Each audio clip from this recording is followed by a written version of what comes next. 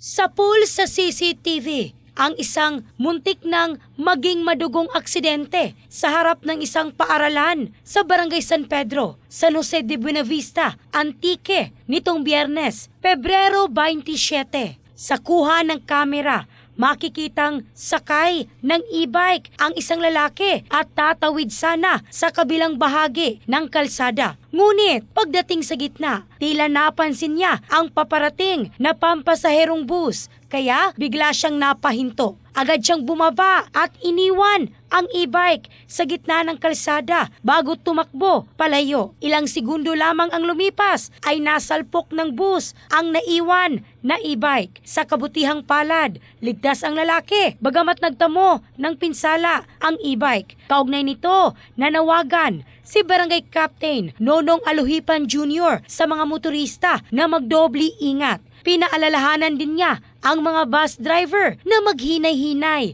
sa pagpapatakbo kapag dumaraan sa highway, lalo na sa mga lugar na malapit sa paaralan.